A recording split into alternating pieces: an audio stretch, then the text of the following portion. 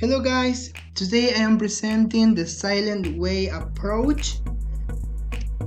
The Silent Way is a methodology of teaching language based on the idea that teachers should be as silent as possible during a class, but learners should be encouraged to speak as much as possible.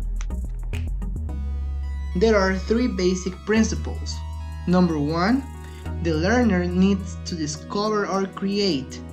Number 2, learning is made easier by the use of physical objects, such as cues near roads.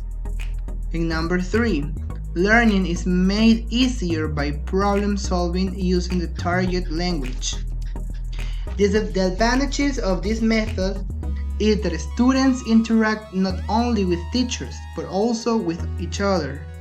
Number 2, students correct the errors by themselves, and teachers view these errors as the responses to the teaching and give students some hints and help.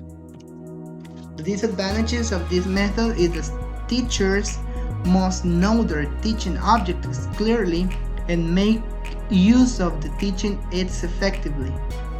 Number 2, students may be confused by the symbols of the colored wooden roads. And the number 3, the students waste too much time struggling with the concept that will be easily clarified by the teachers. So, today I'm presenting 3 different activities depending on the level. So the first level is preschool.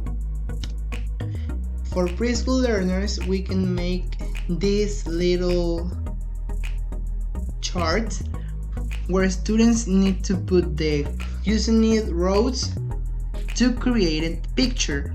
In this case, they can create a card.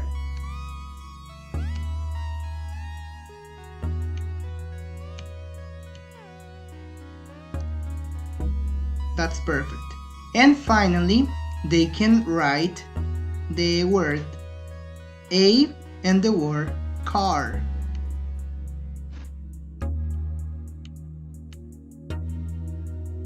So there are a lot of these exercises online, so you can find them, you can print them, and you can share with your preschool students. Elementary. For elementary, we can do the same.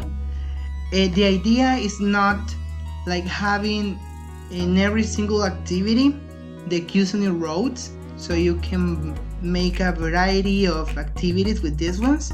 So in that case, students need to color the blanks depending on the vowel sound, on the vowel. So, for example, in the number 1, they have the word chair, so they need to find which vowels are missing in the word. So in the first case, we need a letter A and a letter I. So if you see, every vowel has a color, so students need to color the spaces with depending on the letter. The number 2 is fridge. We need a letter I and a letter E. The next one is table. In table, we need a letter A and a letter E. So they need to color, in that case, blue and yellow. The number 4 is door. So if you see, door is in color green, so you need to color it green. Door. The next one, stove. So stove, we need a letter O and a letter E. So students need to color these squares with green and yellow. And the last one is sofa. So students need to color green and color blue.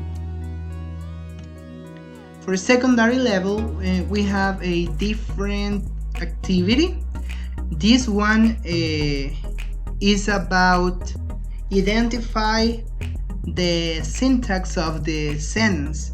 In that case, we have blue for nouns, yellow for verbs, red for adverbs, green for adjectives, purple with pronouns, gray with prepositions, pink with conjunctions, black with interjections, and sky blue for articles.